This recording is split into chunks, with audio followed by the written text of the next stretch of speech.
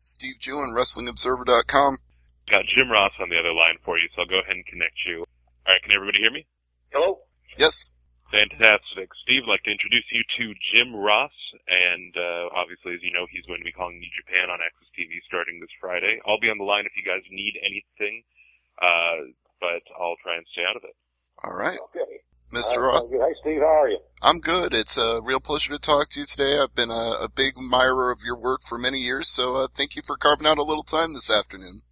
Oh, you bet, buddy. I appreciate that. Thank you. No problem. Now, you're already in 2 Wrestling Hall of Fames, and you've been everywhere and done pretty much everything, but now you're coming back for New Japan Pro Wrestling on AXS TV, so why come back to pro wrestling now at this time?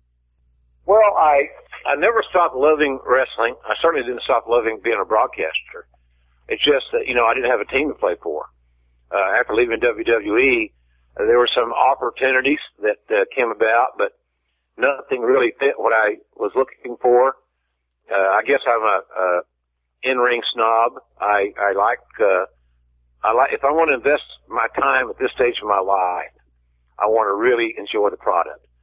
And after doing Wrestle Kingdom 9 in January of 2015, I knew that I was going to like the product, because going beyond watching the 1-hour edited show that I was watching every Friday night on AXS with Morrow and Josh, I got to see the product unedited live in person at their biggest event of the year, and it hooked me. So I really enjoyed the product, and so that worked out well. I liked the product. Secondly, was a travel component. I didn't want to get back on the road, 50, 51 weeks a year, and I don't have to do that with this project. It's 8 times a year, going out to Los Angeles. My wife and I both enjoy going to LA. She has family in California. We've got a lot of business associates there. Podcast One is there. FoxSports.com is there. So Stone Cold lives there. He's always good for a free meal. So, the travel worked, the product was good, and AXS made it very clear once Morrow left that I was their guy, and they were going to do all they could to sign me within reason, and they went above and beyond. So all aspects of this whole deal were wins. Win travel, win the product, win the compensation. It's a perfect deal and perfect storm for me. And the fact that the executives at AXS TV are longtime pro wrestling fans, and they grew up listening to my work, made it even more appealing, maybe egocentrically in my behalf, but still it's a cool deal to know that the guys you're working for really like your work, and they grew up with it. So it was it just worked for me, Steve. It was the right place at the right time, and because I really hadn't had any interest, based on all I'd heard so far, of going back into a regular gig in wrestling. I thought I'd been there and done that, and quite frankly, no matter what anybody says, once you've been in WWE for over 2 decades, it's hard to get acclimated to something else. You're used to that presentation, but not necessarily the presentation, but the scope and the footprint of that company is pretty auspicious. So it's hard to say, well, I'll go try this or try the independent circuit or whatever. I'm not knocking anybody's promotion. It's just that nothing fit my needs until AXS came along, and I'm really happy that WWE helped me facilitate that by hiring Mauro Ranallo to host SmackDown. Do you find that it's kind of interesting now that you're going to New Japan on AXS TV, he's going to WWE? It's like 2 ships crossing in the night, considering where you both were. Yeah, it's coincidental, isn't it? It's very ironic. That's how it's worked out, but I think we both got wins. I really do. I think we both win in the situation. Morrow's living a dream. Finally working in WWE. Couldn't happen to a nicer guy. And so that's good for him. He's allowed to continue to do his MMA and boxing. So he came out on the other side really well. I think that I did as well. I think I found my gig. I found my home that I hope is in place for years to come. So we want to be really, Josh Barnett and I really are hell-bent on helping build a brand.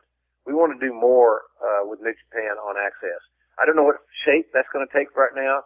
I don't know how all this is going to evolve, but I know that from the AXS upper management team, they're very interested in joining New Japan in a big way as New Japan will allow. One of the reasons you mentioned liking New Japan was the quality of the matches, the quality of the wrestlers, and getting to call really good matches. And in fact, on this first week's episode that they sent out a preview for, you're calling matches that feature AJ Styles and Shinsuke Nakamura, and both of them are really big touted signings for WWE this year. So what do you think of all this New Japan talent leaving and going to WWE? Well, I'm always happy for guys that have a show that they want to change their scenery, upgrade, just change, whatever the reason is, and live their dream. You know, I got to live mine for 40 years in the business, and I'm still living it. So I'm always happy when somebody gets to do the same thing. So WWE made some really good hires. WWE with hiring not just those guys, Shinsuke and AJ, Gallows and Anderson, but hiring Morrow. That's a great hire. So they've done a really good job, WWE being they, of those acquisitions. So I'm happy for those guys. I only hope that they're all four of those guys are allowed to remain essentially intact, and that their characters are not wholeheartedly changed for a whim, just to be different. If they change to make them better, I'm all for that. But if they change just for change's sake, I think that'd be a mistake. I don't think we want Shinsuke Nakamura to be Emperor Hirohito II. You know, it's a lot of the times they change Japanese characters and they don't really need to.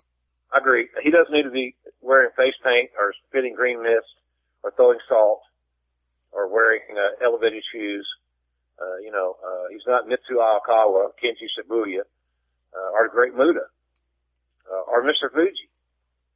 He's got his persona down, and he's hugely entertaining and amazingly charismatic. So I just think you just make what he's doing better, embellish on what's already there, put a better shine on it, give him some vignettes, great music, good entrance, and let him go do his thing. Bell to bell, if you really want to, if you shut him down or changing bell to bell, it'd be an amazing disservice. Yeah, especially after watching that match with Hiroki Goto. I mean, he and Goto just tear the house down on this week's episode, and you got really into calling that, and I wondered how difficult it was to call a match like that when you already know the outcome going into it. Well, it's nothing unusual, quite frankly. It's, all those years I even worked with Bill Watts, I called a lot of matches over in post-production at WCW, in the Crockett era, and then afterwards, I did tons of voiceovers in a studio, and sometimes you'd voice over the same match, 3, 4, 5 times in a week, because it went on different shows, it went to different markets. So, I became accustomed to it. So I'm lucky that it was not an adjustment for me. It's just a part of what I've done for years. And quite frankly, when I came to WWE, in the early going, I was kind of that third team guy. There's Vince and Gorilla, and then me.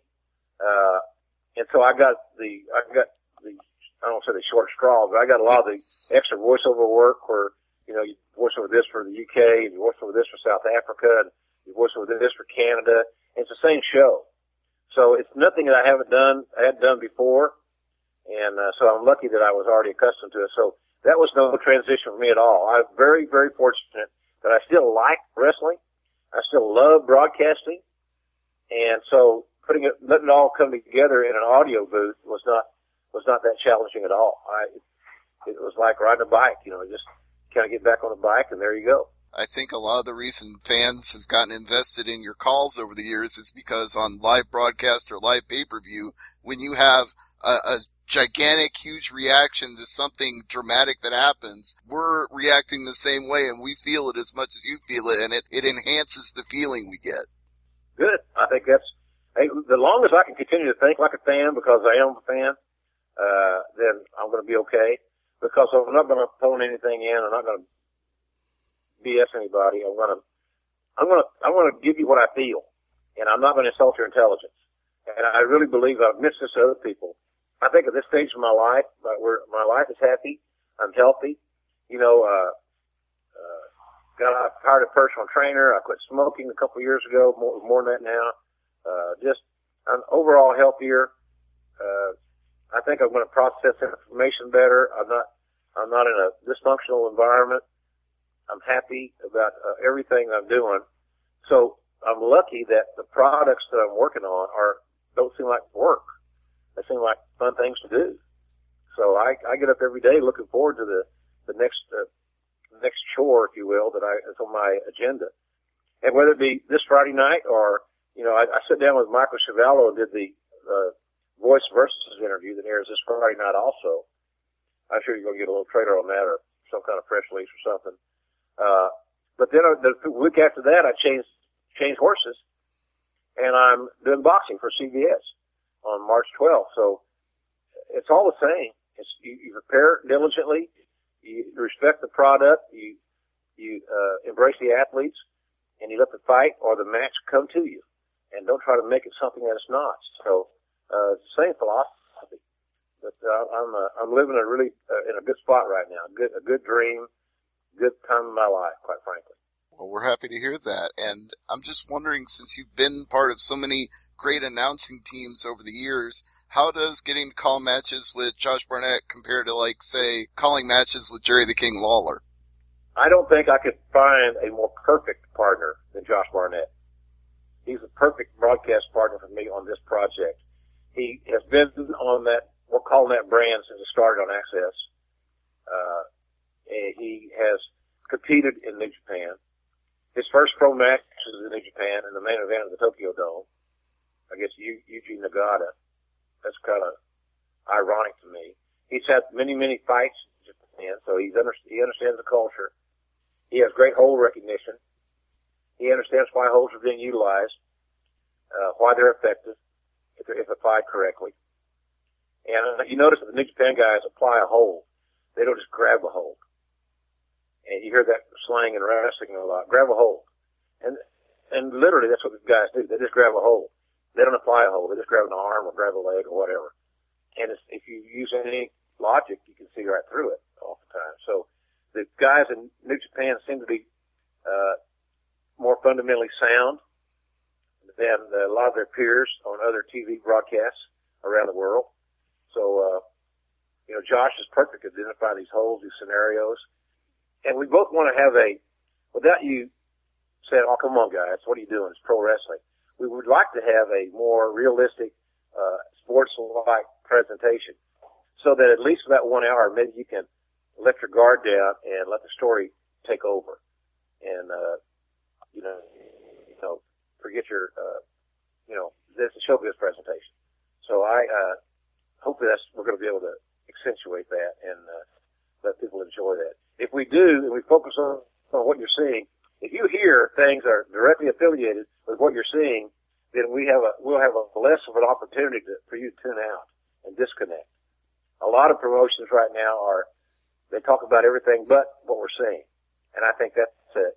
I don't know how your mind can process all that. Your eyes see one thing, your ears hear another.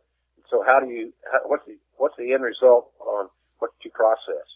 I am of the belief that you set up a scenario where the fan, the viewer, can easily tune you out because the stories don't have any continuity. I know our time is limited today, but you hit on something that I wanted to hit on myself, which is, can we have professional wrestling thrive again like the boom period of the 80s and 90s now that the curtain's been pulled back so much that, as you said, you're kind of disconnected when you're watching it sometimes, knowing that there's different machinations going on backstage that have nothing to do with what you're seeing in the ring? I think it can if the in-ring product is focused on. I think it can if the in-ring product is fundamentally sound and logically booked. But if you see guys, you know, the sensationalistic, knee-jerk, in-ring content that has a propensity of forcing people to tune out because what they're seeing is not believable. And you see guys crash and burn and not sell. So all of a sudden you eliminate the most crucial emotional element in a wrestling match is the selling, because it exudes all kinds of emotion. The guy that's selling is in dire straits. He's doing really good. His facial expression, his body English will tell a story. The guy that delivered the move now is in a different mode, in a different hunt mode, so to speak, and he's inflicted some pain and some damage. So how does he respond? How does he follow up? So the selling becomes a very like a heartbeat of a match. And unfortunately, a lot of guys are working so rapidly.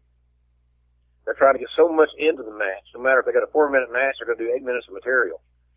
That they rush things.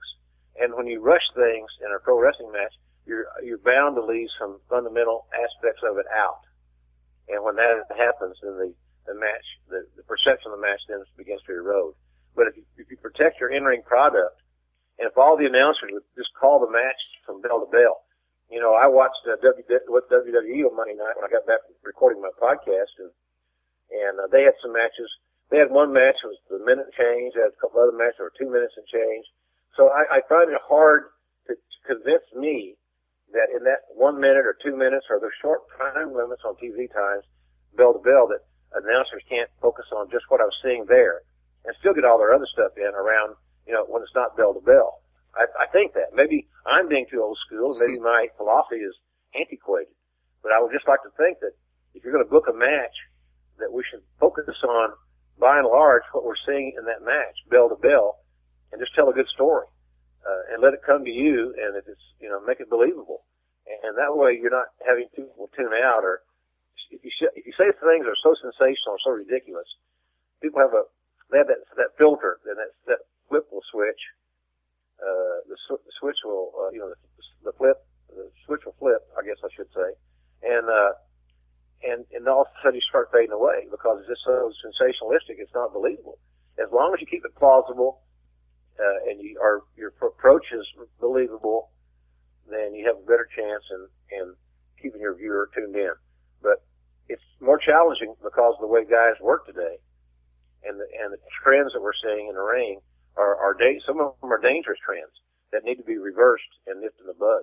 Oh, I agree wholeheartedly. And if there's one thing I love about New Japan and on AXS TV in particular, it's that it's an hour, but it doesn't feel fast. The matches take the time to build to a conclusion that you want to see. Guys really do sell. You get the feeling that it's a real sport and it really hurts and it's very competitive. And in a 3-hour WWE show, they rush through things in a minute, like you said. It's like, how can you get invested when they have 3 hours of time and they can't even give you 5 or 10 minutes for a good match? Challenging. It's really challenging. I said that's a trend in writing and creative that maybe needs to be addressed. And the same thing with the fundamental soundness of wrestling matches. You know, I will, you know, guys don't want to hear it, and younger fans certainly think I'm way past I should be way out in the pasture grazing or something. I'd like to think I still have a really good feel for the wrestling business. I'm still a student of the game. I'm a byproduct of it, quite frankly. But, you know, unless guys get back to fundamental soundness and isolating body parts and going for victories and the announcers not talking through false finishes and are talking during a high spot series or somebody on a cell, it seems like now even the announcers in all wrestling, not the WWE announcers, because they're largely doing what they're instructed to do, but everybody seems to play off how WWE announces, which is fine if that's what you want to do. But if you're talking through a cell, you're making a mistake. You're fundamentally wrong as a broadcaster. Because selling is so key, and I don't how wrestlers even tolerate it. Or they took a great big bump. They're selling, and then all of a sudden they hear the show back, and the announcers are talking about everything but how much pain this guy's in, how much jeopardy that he's in. You just blow away key elements of the match that have to be in place for people to remember those matches and to be invested in them. So it's a unique time, and I just think that we're not going to go back in time and be back to the 50s for our commentary, Josh and me, but we are going to upgrade it to today's times, and we're going to focus on our product. And we're not going to go outside the bell to bell, outside what you're seeing.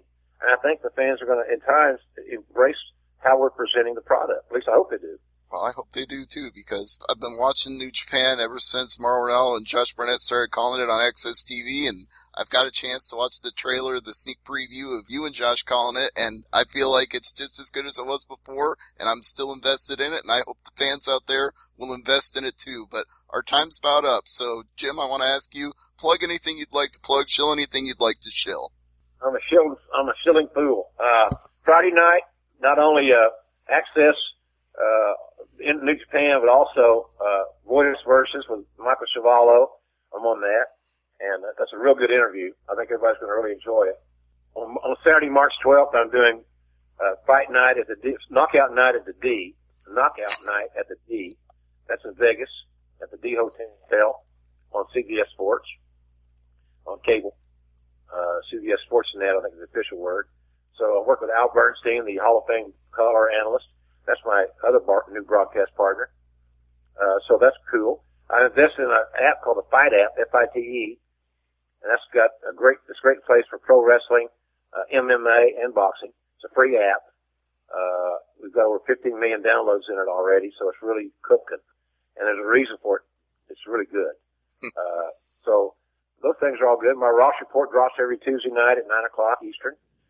This week I have The Kingdom, Maria Pinellas and her husband Mike Bennett on there. First time they've been on our show, so they're really good. And I talk a little bit about Shane McMahon returning to WWE on my podcast this week, and the Freebirds going into the Hall of Fame. So it's a good show. It drops at 9 o'clock. It's free download on iTunes and podcast1.com. So I'm staying busy, and I enjoy it. Everything is, like I said, what makes it doable is that everything I do is fun. And as long as I can keep it on that level, I see no reason to slow down. I enjoy what I do.